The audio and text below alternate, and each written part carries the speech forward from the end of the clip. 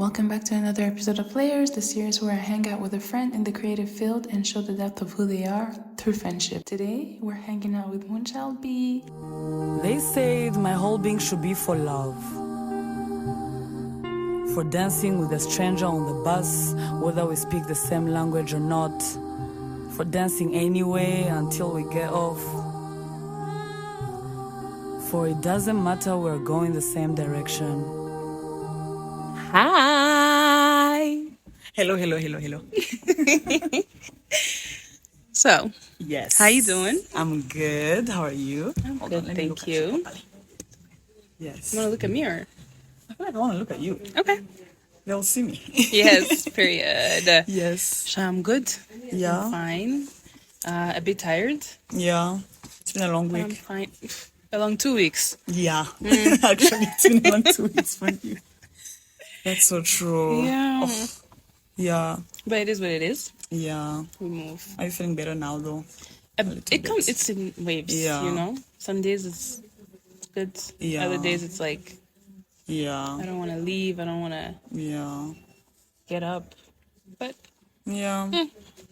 I guess we take it day by day. yeah, Yeah. And today's a beautiful day, honestly. it really Very it truly sunny. is. Yeah. Yeah.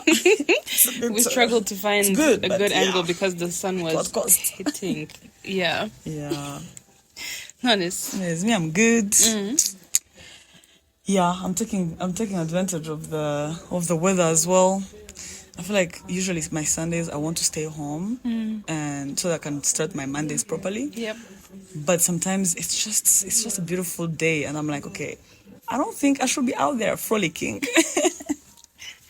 Should be touching grass. Yes. Yeah. No, some days are just made to frolic. Yeah. Really and Yeah. truly. I'm like, let me actually be outside. So today is a beautiful day to be outside, honestly. I like it. Yeah. Yeah. Do you have anything planned after this or? No, home. Really? Yeah.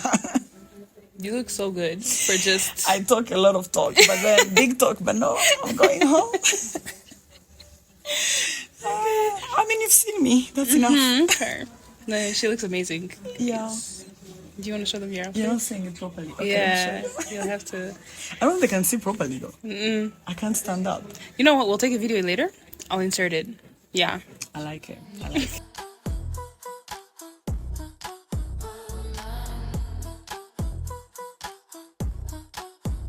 No, Yes. Nate, you spoke of home.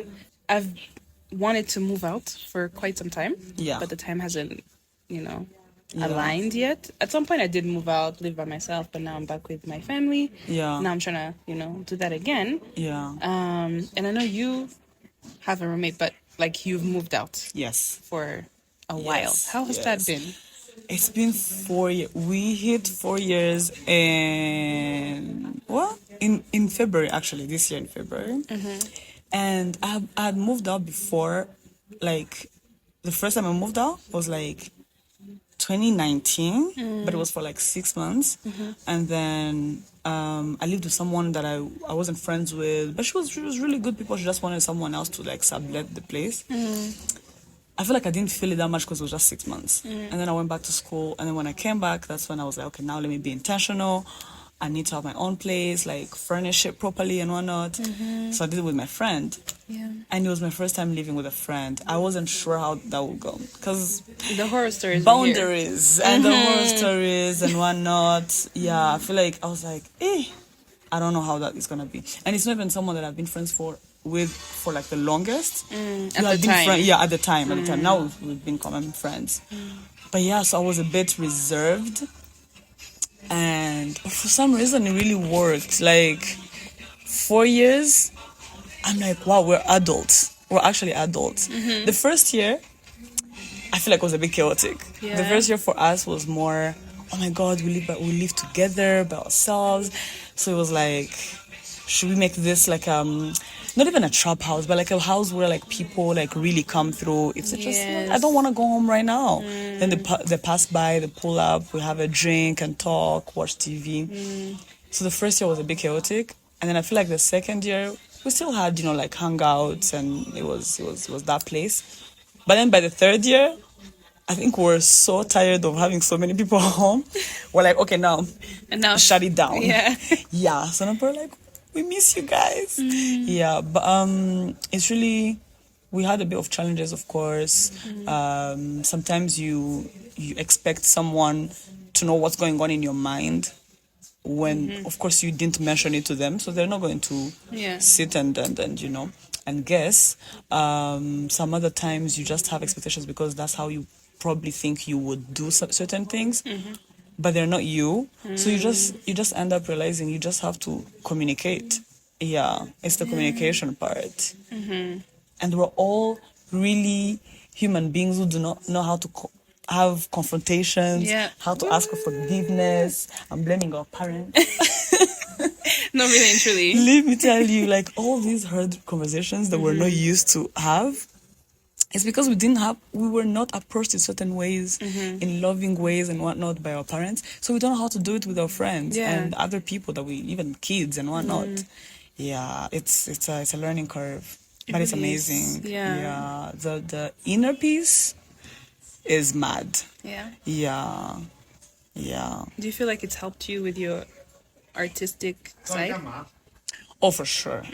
For sure. I remember the first time I wanted to move out, my mom was so confused because she was like, what do you mean? Like, you have your own, like, wing. We've done everything for you to have your space. I'm like, it's not the actual physical space. It's even the emotional space, the mental space that I'm not allowed to have when there's a lot of people who do not know boundaries.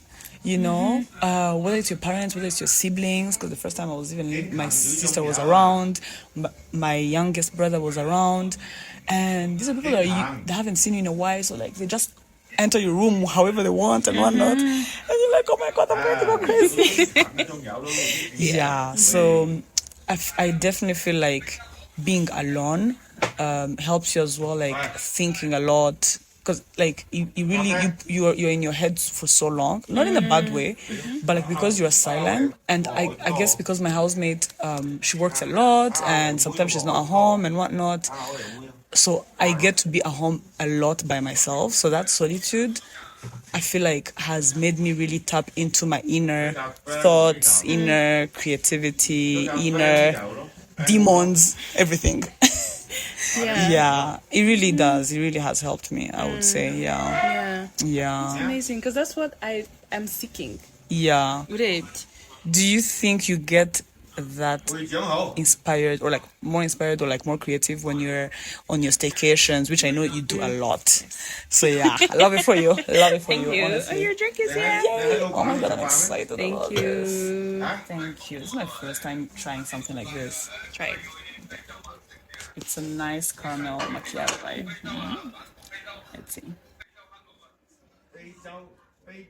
Oh, it's actually good. Yeah? Yeah, I feel like I don't know if it's cold enough for me, but You want them to add more ice? so good.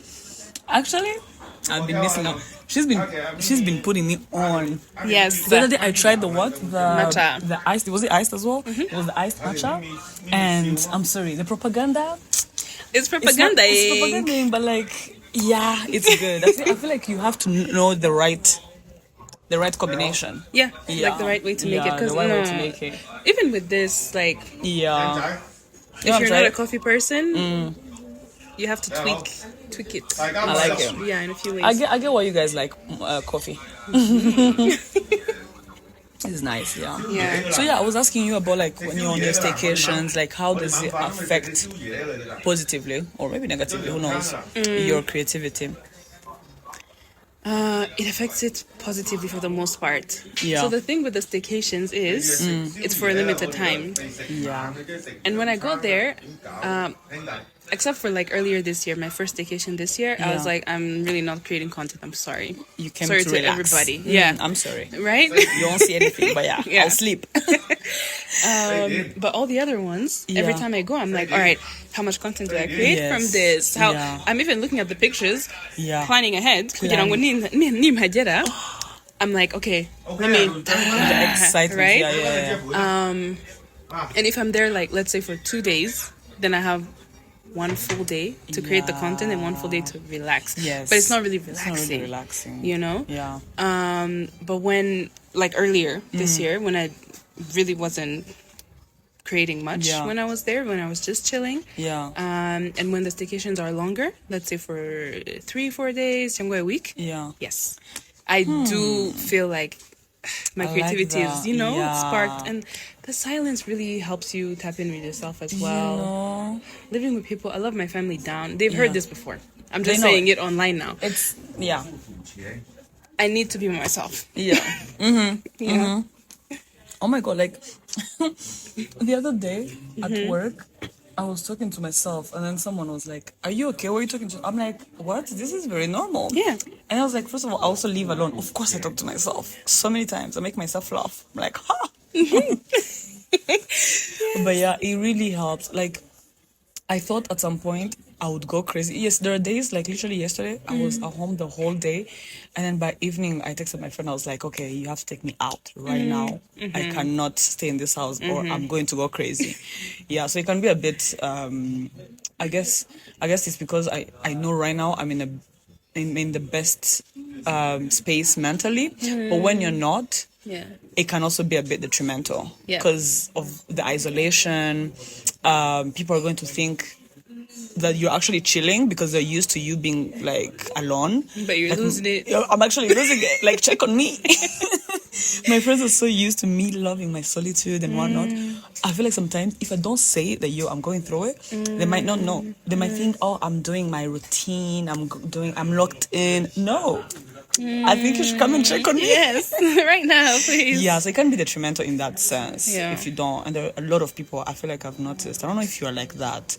I'm not necessarily like that because I feel like I announce it when I'm not okay. And when I'm okay as well. Might be the cancer in me. But but like I know a lot of people really do isolate and shut down when they're going through something. And they do that to their friends, family, and whatnot. So imagine if you live alone, Yeah. it can be a bit tricky. It is. Yeah. Damn. Yeah. Are you? That's true. Yes, I am that type You're of the person. person? Yeah. Not okay. So I have friends who when I say shut down, they will not respond to you until they're good. Yeah. Right. I will respond to you. Like I'll force myself to speak to people. Yeah. But I'll never tell you I'm not okay. Like you won't know. You won't know. Bless. Unless you know my tone through yeah. messages and stuff. Yeah. Yeah, and my thing is, I don't know, like, sometimes I haven't figured out fully why I'm not doing well, and I don't want to put it on other people to figure it out for me. So that's why I'm like, let me just take some Let's time. allow it. Yeah. Yeah.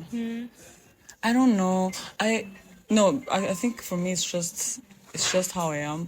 For me, I want to, even if I haven't figured it out, I want you to know so that you don't overwhelm me. Okay. In that sense, yeah. So I'm like, guys, I'm going through it. So at least they know if I'm even like being a little bit weird and whatnot. But I also feel like for me, voicing it, and it comes in my artistry as well, like voicing it and just like, even if I'm blabbering and I don't know what's going on, helps me figure out what was confusing. It helps me process my emotions in the moment and whatnot. And it also translates to my writing as well. Like if I'm like confused, either I'm journaling or I'm trying to write a poem, and I'm like, oh, that's what's going on. Okay, these are withdrawal symptoms. Yes. These are withdrawal symptoms of something else. I was actually going to ask, like, when you say voicing it, like speaking or writing, what works best for you? Emotions in general.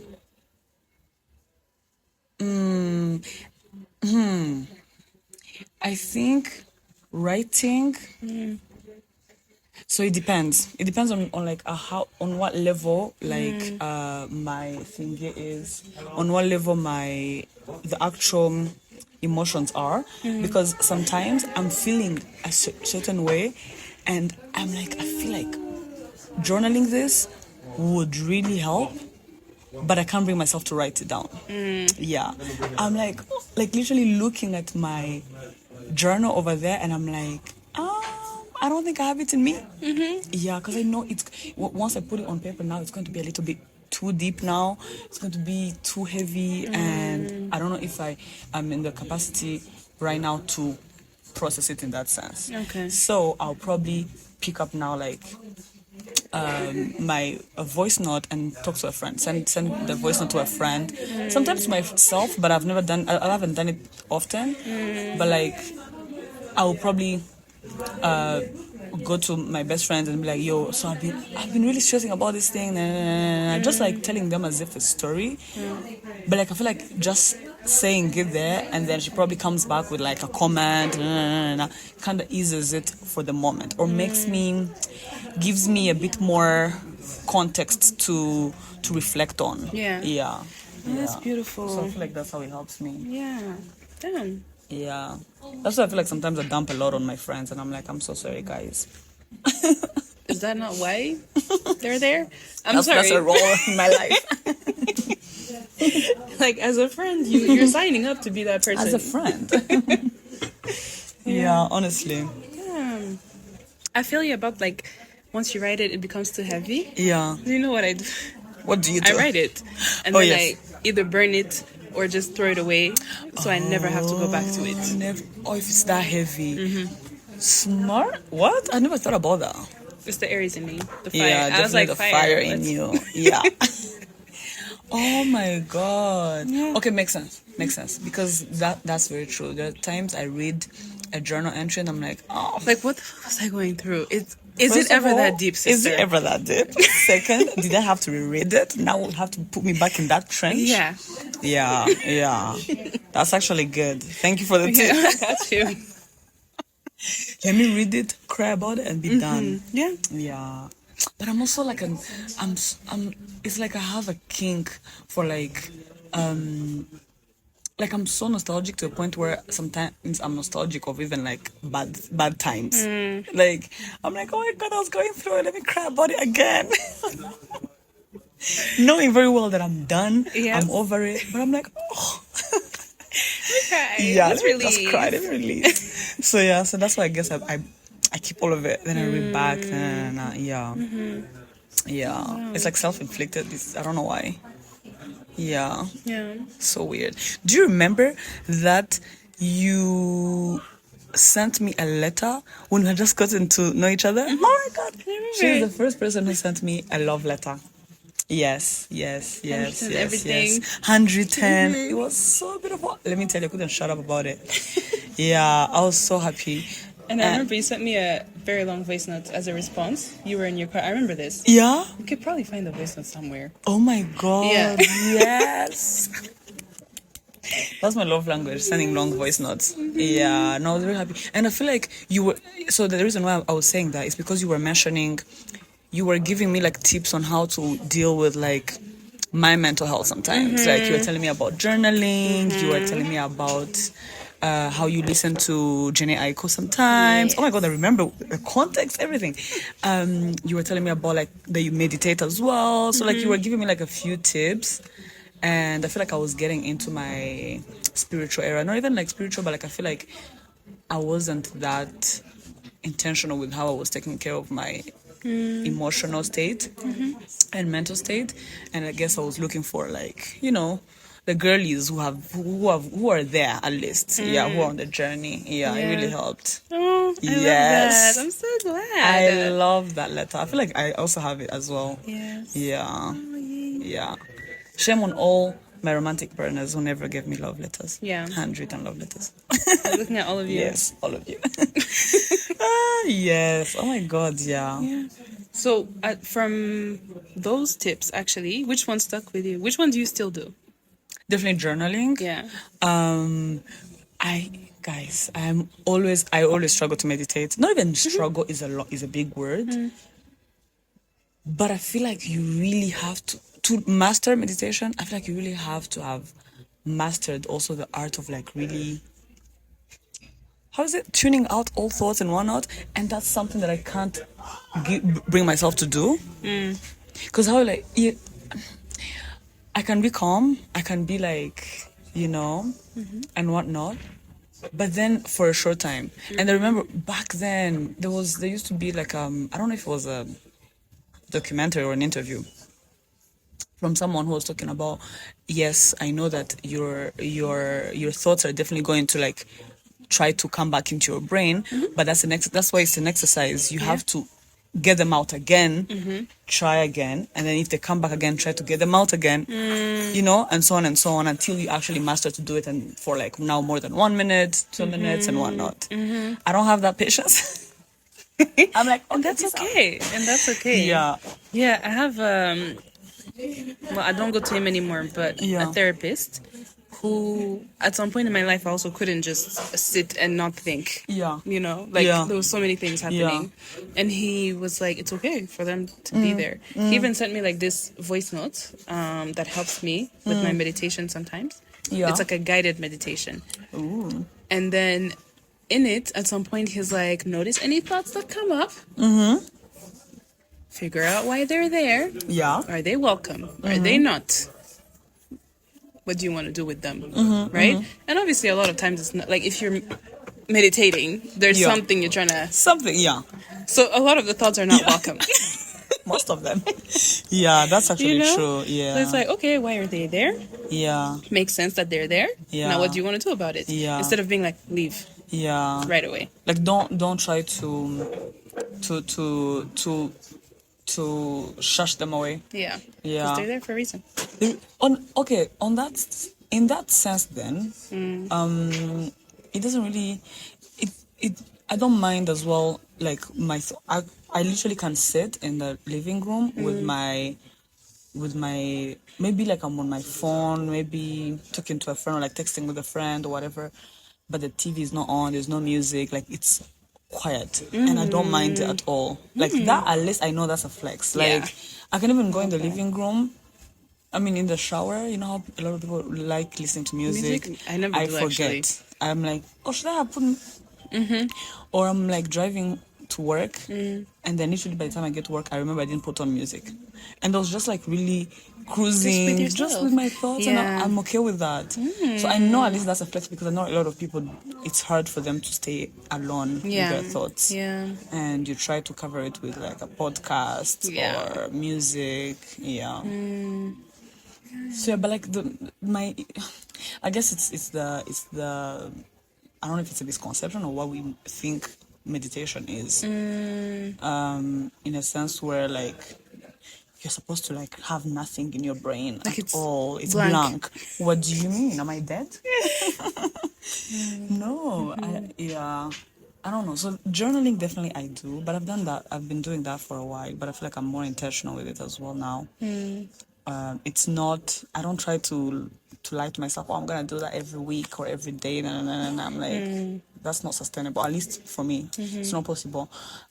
So I do it when I feel like it. I'm like, okay, I want to voice that I'm very happy right now. Then I voice it. I'm like, oh, so it was a weird feeling that I'm feeling, and I'm like, I'm trying to figure out why I'm feeling this way. Then I'll do that. Sometimes take months, sometimes it's weeks.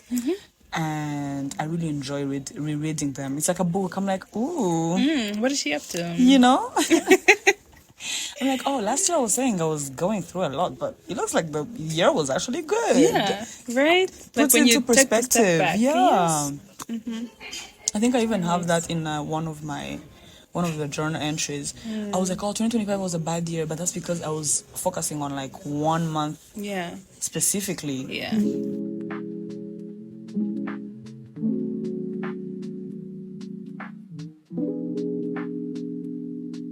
That's my flower. It's oh my god. Her. Hanum gigara neza nemshaka mbimaje. It's so hot. Ako bayibonye. We'll make sure. Yeah. Wait, is he recording? Oh. I didn't even. I thought we were still in BTS baya. What do you feel like talking about actually before? What? Honestly, I feel like I'm in a yapping mood. Anything can be talked about. Let's talk about it. Yes. Lovers from the 90s. Oh, my baby. My newest baby. Yeah. It's been how long? It's been 3 months.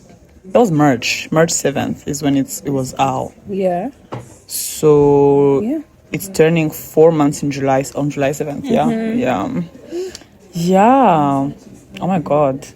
Lovers from the 90s, man. I don't know. What do you want me to talk about? How long has it been in the works? Okay. So I started writing some of the pieces, October 2024. Yeah, October 2024. And then I was like, I feel like by February 2025 it should be done. Sure. And then clearly I had no idea how these things go. And I started writing sort of October, November, December. I was writing like few pieces here and there. Others I was stuck. I already knew like at least how many pieces I want to do. I wanted to do 5 initially, but there are 6. And then, so I wrote like maybe the first 2, not in a chronological order. So like I wrote À Jamais, the French one first, and then I wrote Lovers from the 90s. Those are the first ones that I wrote. But like even that, it was spaced. I think in January, that's when I wrote 16 Heated Loves. So December 2024, that's when I met with my producer the first time, Bob. And yeah, we went through it. But now Bob, the producer, he has a 9-to-5, right? He has a 9-to-5. He's a producer, but he has a 9-to-5. I have a 9-to-5. So we were only meeting on weekends. We're only meeting on weekends. But also he has he's an artist as well, so he has his own personal projects that he's working on. And so we weren't really liaising like every week. So it could be like Saturday, we work on something, and then I'm like, okay, can we do next Saturday? He's like, oh shoot, I have something, and then it has to be like now the next Saturday. So that's why I think that's why it took long. And then I feel like in June he had to travel. In July I had to travel. So like, you know, but like around maybe June, I was like, you know what? Why am I in a hurry? But because I'm one of those people, like, if I put in my head that I'm going to do this thing by this time, it has to be done. It has to be done. Yeah. So I was kind of stressing myself and stressing him in the process as well. And I didn't want to do that. So he was like, you know what? We don't want to rush the process, which is true. And I was like, yeah, that's very true. Like, let me actually not rush this. Let me not stress myself. There are some of the pieces that I hadn't written yet, like Women's Structure and Style with Angèle. I hadn't done it. And I was feeling so uninspired and whatnot. So I was like, you know what? No, I don't want to do things just because of the sake of doing it, because I told myself I have to do it by this time. And then it comes out weird just because I wanted to have it by a certain time. And honestly speaking, there was no reason why I had an actual deadline. Yeah. And then my head was like, okay, maybe October. October passes. I was like, wow, now this thing is taking long. And then I think by October-ish, November, I could tell that we were almost done. But I had to meet another producer who I wanted to mix and master it. So then before we entered in the new year, that's when I was like, you know what? There is no way this thing is going past March. Like at least Feb, actually. I was like, Feb, if I delay the release, that's on me. But like I want it to be mastered by Feb. Yeah. So that's when I was a bit more, that's when I started being a bit more pushy even towards the, like, you know, my team, like the people that I was working with. I'm like, guys, I know we're not rushing the process, but now let's actually be intentional, because you also don't want to drag it. Yeah. Even because it had been a year, right? Now you also don't want to drag it, you know, because I feel like Bob is a very perfectionist. He's like, let me put this. I'm like, you know what? Let's leave it. It's okay. He's a perfectionist, but he's also like he's really like meticulous as well. But for me, sometimes I'm like, it sounds good. I don't know what to tell you, you know? And I'm not in the music industry. I'm like, oh, everything sounds good. So yeah, it was, the mastering and the mixing was faster because we had already done the heavy lifting. So Aristide did an amazing job, but it was easier for him. Even him, he told me, he's like, listen, yeah, this is quick. I'm going to just, you know, like remove this, add this, and then I'm good.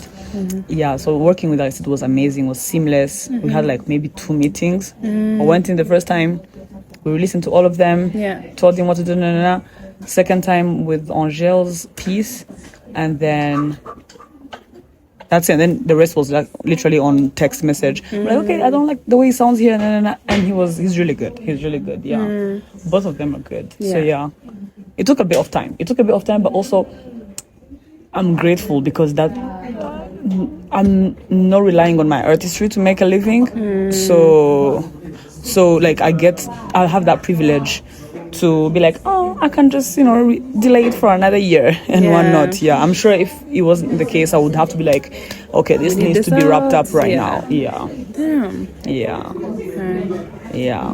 So that's in time of timeline. Yeah.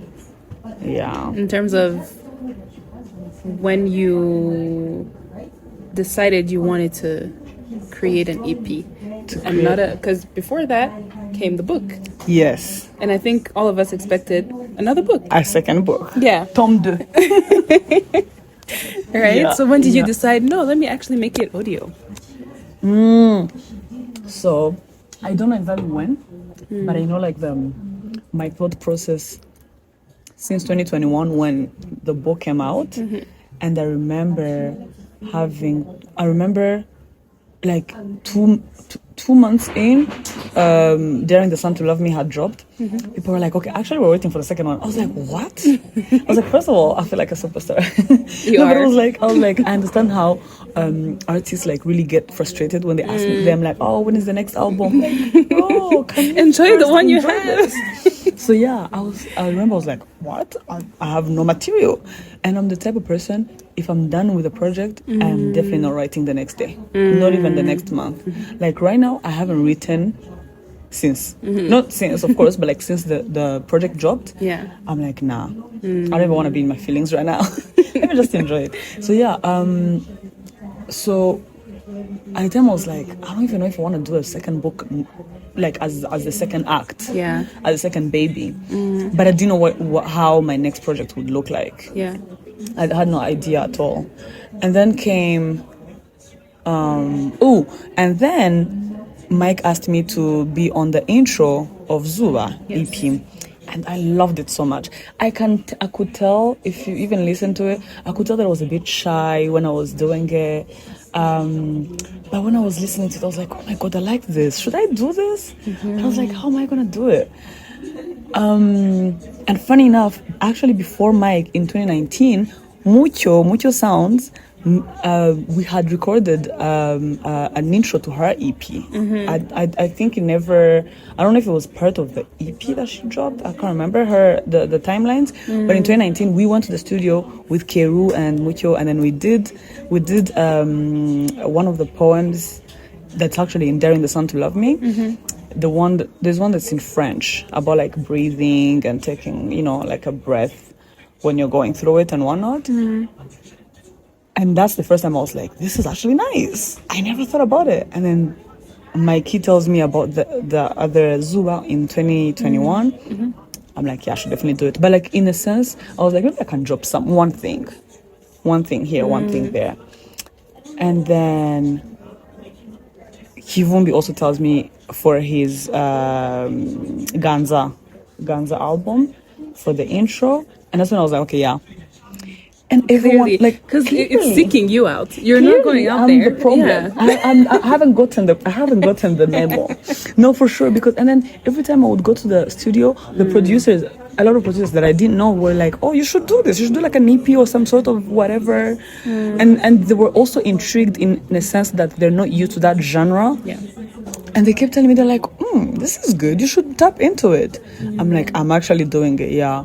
I think by the time I was doing the Kivumbi one, I had already put it like an actual thought. It's just that I hadn't told people, because I remember the producer told me, and I was like, yeah, I'm definitely already working on something like that. Yeah. So that's how I thought about it. It's just, and it kept getting reinforced. I don't know, strengthened by the fact that I was enjoying more and more performing due to open mic and being on stage a lot of times. I was like, actually, I really, really enjoy how the art of performing a written piece and then bringing it more to life while I recite it, while I read it, while I perform it. With different tones that different maybe you can't pick up when you're reading. When you're reading, it's really different. And I was like, let me listen to people. Let me actually believe them. A lot of people tell me, oh, we really enjoy when you're like, your voice was made for like performing poetry. I'm like, you know what? I'm going to believe the people. I'm not going to be like, oh, you're biased because you're my friend or you're my sister. I'm going to believe someone. Open mic who came and told me, oh my God, that was beautiful. And I decided to believe them and believe what I was feeling as well, because I had always enjoyed really listening to spoken word. I'm a big fan of Grand Corps Malade. Like literally my playlist, even at the gym, I'm listening to Grand Corps Malade, I'm listening to Diams. Like, even though Diams is more of a rapper, but still, I'm Gael Faye, of course, and whatnot. And I was like, I don't know if I can ever be Grand Corps Malade, but I would like to tap into slam poetry and spoken word type of performing arts. And that's how it came to be. Yeah, and then she was born. She was here. Shout out to the people. Shout out to the people always, man. Shout out to the people always. Because I love it. Yeah. I love it. I think when, you have like songs that you think about when you're going through things. Yeah. Or when you're happy. I don't know. You have songs that you think about when you're in a certain mood. Yes. Right? I Hope No One Needs Saving is one of mine. Oh. It's one of my, yeah. Really? Oh my God. I wrote, I hope no one needs saving there. Over there. I swear. Oh my God, yes. Oh my God, yes. Yeah. I'm so glad I'm wearing glasses so that if I start crying. Yeah. No, literally. Oh my God, yeah. Instagram was doing this thing recently, which, if you're watching this, please, Mark, stop it. Stop rolling out new things. Yeah. We like it as it is. Yeah. But instance, whatever. I tried that thing. I hated it. But they were doing this thing of, share your favorite sounds with your friend or whatever that was. It was in the top 5. Oh my God. Why do you like it? It's a very negative piece. We like it. But I don't know, there's something about something negative that really revives you. Yeah. It can revive you in a positive way. Exactly. Even though the piece was actually negative. Really wallow and then get out of it. It gives me space to just be like... And for someone who does not relate at all to right now to that piece, she enjoys it that much. I love it. No, I don't know. It's the emotions in it, and Kezi's voice. Kezi's voice, man. Yeah. Do you know? Oh, I Hope No One Needs Saving was. So I knew I wanted to. Of course, Lovers from the 90s. Everyone assumed immediately that the whole thing is going to be about romantic love. If you know me, of course it's not going to be about romantic love. There's more to life. There is more to life, definitely.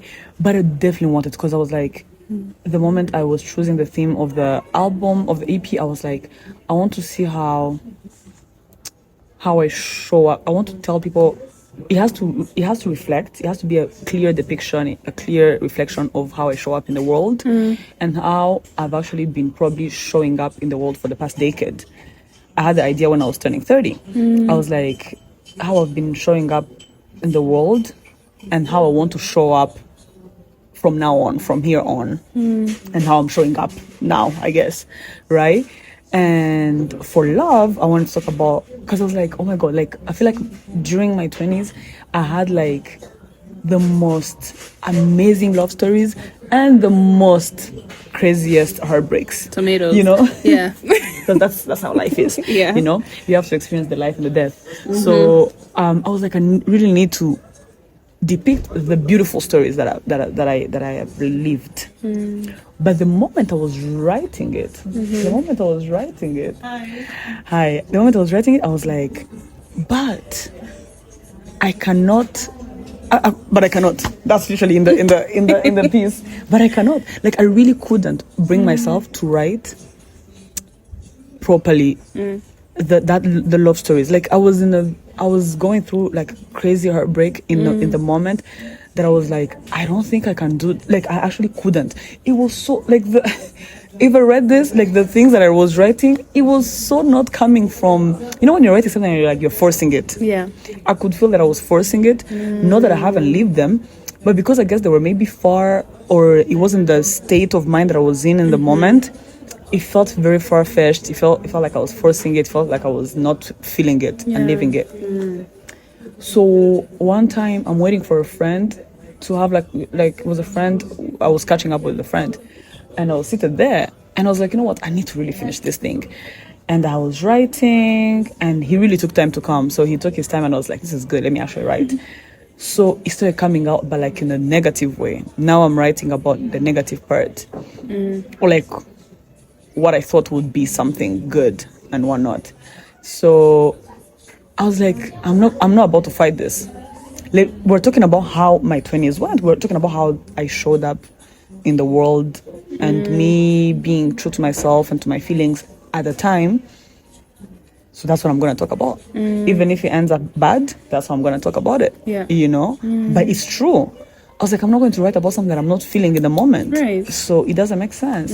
So yeah. And then literally by the time you got here, I was done. And I was done writing it. I was done. I cried while I was writing it. And then he's like, oh, I'm there. And I'm like, shit, I'm so glad I actually just finished this thing. Yeah. And I told him immediately, I was like, yo, I just wrote the most heartbreaking to me, but also I hadn't been able to write anything like this for the longest. It was so freeing. Oh, that was so beautiful. I sent a voice note to my best friend. I was like, I did it. I wrote it finally. I'm like, well, it's not a love story. It's actually a love story. It just ends different. Yeah. Oh my God, it was very freeing. I loved it. And then the problem was now the melody. I kept going to Bob. I'm like, Bob, I needed to be able to make people cry. Like, I want to cry when I'm listening to it. Okay, maybe not people, me, myself. I want to cry when I'm listening to it. It makes people cry. Just no. And he couldn't. He himself told me, he would give me something, and I'm like, I need melancholy, my friend. I need to feel melancholic, everything. And I started teasing him. I'm like, dang, you must be in a really good mood. Like, your life is so all colorful and whatnot that you can't give me a melancholic thing. Tap into your feelings. And he would laugh. He's like, I'm good. And then Kizzy came. And when she read it, she started crying, and she's like, I got you. She's like, I'm like, I knew my girlie would get it. Yes. And then she composed the music, the melody with her guitar. And I cried again. I was like, oh my God, that's what I wanted. She's like, do you like it? I'm like, that's the one. Don't even look for a second one or a third one. Yeah. Yeah. I love that. Yeah. I'm so glad you love it. Oh my God. I love it so much. I don't think you understand. Oh, yeah, that's my baby. Yeah. One thing that I want to bring up Yes. as well, and you touched on it briefly, open mic. Yes. Oh, my other baby. How many babies do I have now? I keep forgetting. I keep forgetting to count open mic, but that's actually one of my children. Yeah. It's just because it was co-birthed. Then that's why maybe like I don't really count it in the moment. But yeah, that's one of my precious babies. Yes. Yeah. You haven't been there in a while. I really haven't. I'm so sorry. Shame on you. No, every Wednesday I'm like, yeah. Honestly, I hear you. I should be there. I hear you. Yeah. Open mic we know was honestly was an idea from Hot Temper Collective. Yes. From what they told me is that because they had gotten into the creative industry and the entertainment industry, they had been getting a lot of requests, getting approached by a lot of aspiring artists and whatnot who want to get a platform, right? Because at the time they were doing those Mundi events with E.T., with Kivumbi, Yes, 2023, 2023, right? So they were Rai. Yes. So they were like, we can't give platform to everyone, and we don't have that capacity. At least we haven't built such a platform for everyone, at least. But we want to. So they started thinking about it in that sense. They're like, wait, there is something we can actually do. So they hit me up. I remember it was 2023. I was on holiday, and then they were like, oh, when you come back, let us know. And then we talk. They tell me, and of course I had to you have to act like yeah, let me think about it. But I was like, absolutely. What are we talking about? And it's one of those things. So their thinking to bring me in was like, okay, yes, to Vuge we have an open mic platform, but we really are not, at least they're not creatives in that sense. They're artists in the sense of, entertainment and whatnot and curators, but we don't know how this business go. We don't know how this, not a business, how this space goes. Yeah. But we know we have a friend who's an artist who we think would be good at this. Yeah. So let's tell her. So they tell me, and I remember me being skeptical and pessimistic. They tell me, let's have it every Wednesday. I was like, every Wednesday? Who is going to come every Wednesday? Honestly, it didn't make sense for me. But that's because I've been going to Spoken Word Rwanda. I've been going to a lot of creative events, and I've been going to a lot of events that involve poetry and music. And it's not even that. We all know that it's hard for it to be sustainable in this country because we haven't gotten the grasp, of sustaining this type of art. Yeah, and the confidence from the artists from the artists. Yeah. And honestly, open mics are it's an acquired taste. Yeah. It's not everyone who's going to want to sit on a Wednesday in a bar where people are saying like, roses are red, violets are blue. They're like, okay, relax. I don't want to be in my feelings. So yeah, I was very skeptical about that. I was like, every week? Who is going to? I was like, me, I want to be there every week. But I don't know if people are going to want to be there every week. They're like, nah, it's fine. Let's make a free entrance, get people to come. There's no responsibility we're putting on them. I was like, you know what? We're Mugani, we're not losing, not like we're not losing me, I'm not losing anything. I'm like, I get to be in a space where there is art every week. And you don't mind us doing it every week? Let's go. Everything is for the artist, and as long as we're looking at the artist and the enthusiasts and the art enthusiasts, let's do it. So we started like that. But I remember as well when they told me, I was like, wait, I hate when someone has a good idea and then I didn't think about it. I'm like, I don't like that. I never thought about this before. But I feel like it was also going to be a very far-fetched idea for me because I had never thought about hosting an event, a creative event. I had never thought about curating. I feel like when it comes to me tapping into my artistry, sometimes I tend to limit myself to what I already know. I'm like, I can write, that's what I'm gonna do. And that's how I had never thought about an EP. I was like, I don't do performing. I only write. It's how I keep saying, I don't think I can ever write a novel or a book. Who say that? Try it and see. You tried it with other things. Yeah. So I never really allowed my brain to go there. That's why I never had the idea. Yeah. And here we are, almost 3 years now, 2 years and a half. And it's the best thing that ever happened to me, honestly. These past 3 years, and for the art enthusiast, I know, unless they lie to me, but even them, I definitely know that it's the best thing that ever happened to them. Yes. And to the city, because in a sense where again, we're not gonna have 100 people every Wednesday. We're not gonna have 150 people the days we will have 20 people. The days we'll have 40 people out of nowhere. The days we'll have no, we haven't had 10 people, that's a lie. But few people, right? 15 people ish. And but we have an event that has something that happens every week. We have a platform when there is a foreigner in town and they're like, what do some people do on Wednesdays? And they don't want to go to Pili Pili for a crazy party. They don't want to do the partying and the whatever. And that scene, they want something a little bit chilled, not too chilled, they don't want to do a romantic dinner. They want to be in a space where there is a bit of music, there is a bit of laughter, but there's not a lot of dancing and chaos. And someone is going to be like, Coco Bean has an open mic on Wednesdays. Not let me check if they actually do it this week. It's every 2 weeks or it's every month, whatever. And that's the beauty of it, honestly. Some people tell me I didn't want to go home today after work. I had a long week. I was like, you know what, let me pass by Coco Bean. And honestly, I feel like that's what the platform was made for those people when you don't want to go home. When I was saying that to them last week, actually.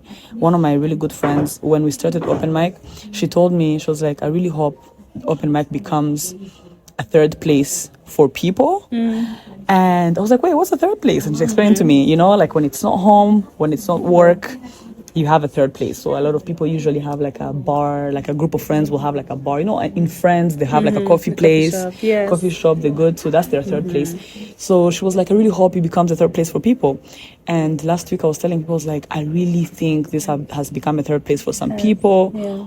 And I love it for us. And I'm glad that we have been able to sustain it for the past 3 years. It comes with its challenges, of course, but the main thing, I wanted it to be a third place for the artists. When you're not in your room, like trying to like cram lyrics or whatever, or like try to memorize your lines, you can come and practice on us. You can come and I've seen a lot of people like really grow from that and whatnot. I've seen some people who just do it just because it was on their bucket list and their friends, and it's someone's birthday and they dared them to do it. Oh, it's just pretty beautiful, to witness, honestly. I love that. Yeah. And it's surprising in a good way to me that there's people that come every week. Yeah. And perform. Yeah. Like what? I'm like, honestly, they have my heart. And when that's the thing, people get surprised. They're like, oh, how do you remember everyone? I'm like, first of all, I'm here every week. But that's how strong the community is as well, because people have been coming since 2023 every week and performing. And they probably went down. There was a time they were sick and they couldn't make it. There's a time, but they've been there, and every time they're there, I know I have to put them on the list. I don't even have to ask them. It's mind blowing, honestly. Yeah, really, the love for art is never gonna go away. Yeah, it's beautiful. What's your favorite thing about open mic Weno for the few times that you've been there? What caught your eye? What did you like? The feeling of community. Even if you don't know the people, you know you're there. I have personally never performed because I'm not a performing artist as of now. That may change, but But like the support that everyone who goes on stage gets from the people in the crowd, whether they know them or not. Some people you can tell, you know, like this is not what they want to do with their life. But they know they're talented. And they're like, let me just find a place to showcase that, to show off a little bit, you know? feel it a little bit. So I love that. I love the support and community sense in the room. It's so true that there's like a diversity in who goes on stage. There's actually a guy, he's like, like, and you can tell he's not saying it as if he regrets it. It's a fact. He's like, I'm not just a professional singer, but I'm a singer. And he's really good, and he's content with that. And then the other day, someone was doing poetry, and she was so good to a point where the guy was like, that same guy was like, he came to me and he was like, you know what, let me go on the piano and play a bit of a melody to accompany her because it feels good. And I was like, oh, that's true. And he felt like it was so rhythmically like flowing. I was like, oh my God. Like you can tell he's just there because he really loves it. He's having a good time. Not because he's like, oh, I must go on stage. He's just there for the love of art. There is a sense of community for sure. It's beautiful. Love it. Well, yes, I fear we've come to the end. Oh, we're done yapping. Not yet. Every end of the episode, yes, I ask the guests if they have any final remarks. So this is your time to yap away. Wow. As if I hadn't yapped like enough. Final remarks? About what though? Anything. Well. Oh my God.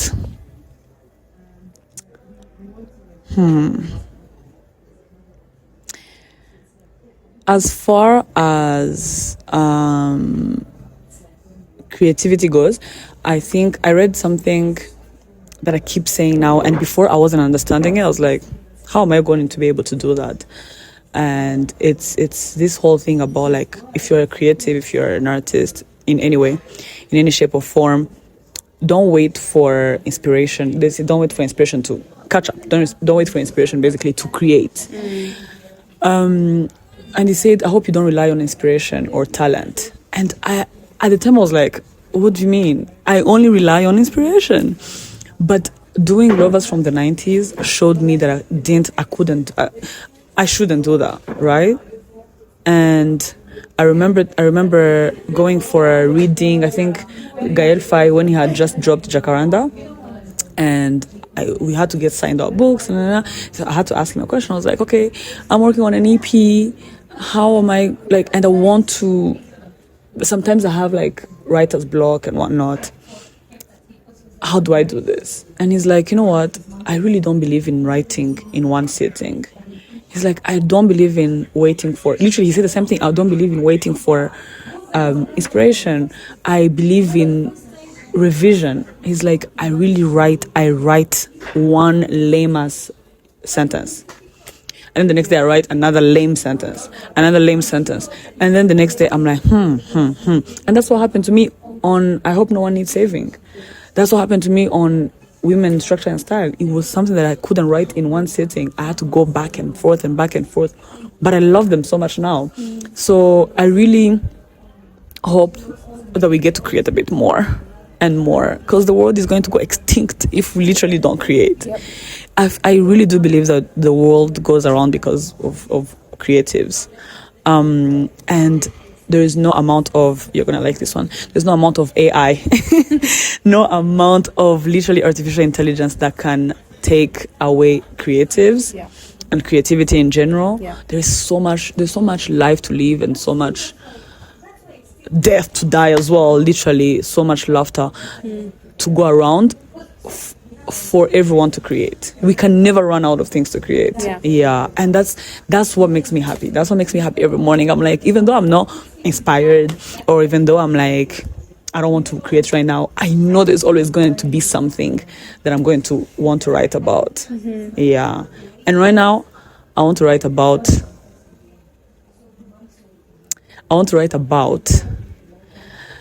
the what is it? This whole thing of not creating, for lack of a better word, disappointing parents or expectations of parents in our adult age, right? Where parents have a certain like there's timeline. They have an idea of who they think you are, which you are not. I'm like, you don't even know you don't even know un cinquième of who I am. You know what I want you to know. Yeah, you literally know what I want you to know, and it's barely scratching the surface, you know. And I'm like, that's the only thing that I want to write about, like how you can live with yourself. You know, because some people don't decide to not disappoint their parents so that they can be in peace. And that could ever be me, unfortunately. But also there is a loneliness that comes with living on your own terms. Yeah, living on your own terms, deciding a path that was never created for you because you're a woman and sometimes there's a certain age and whatnot, and you deciding to take not even left, a different route completely. And stay on it in our society. Yeah, and giving yourself grace. I don't know how I'm going to write that, but like, yeah. I can't wait to see how. We'll see. I don't know how that's going to come out. It might not even come out as a poem or whatever. You never know. We're creating. Yes. Either way, yeah. And yeah, and last but not least, I really love Tequila. That's how I call her. And I feel like I'm so happy that I get to call you my friend. I'm so happy that I get to live this with you. I'm so happy that you get to give us a space as creatives, because you are a creative too, but like sometimes people are just like really focused on their own craft, but you get to you decide to give us a space because you're like, these are my friends, not just my friends, but they're also creatives, my people, and I want us to have this community. So I really love the work that you're doing. I'm excited for Layers season something. Let me not say it, I don't know what season I'm on, but yeah. Yes, so I'm very, very happy, and I can't wait to see how far this goes. Yeah. Thank you. Love you, my love. Love you. Thank you. Yes. Yay. And we're done. It's a wrap. Yeah. I thought you don't have an existential crisis in your 30s. I thought you get to be the love of your life by your 30s. And that the little love notes on your fridge and on your bedroom walls are meant to save you.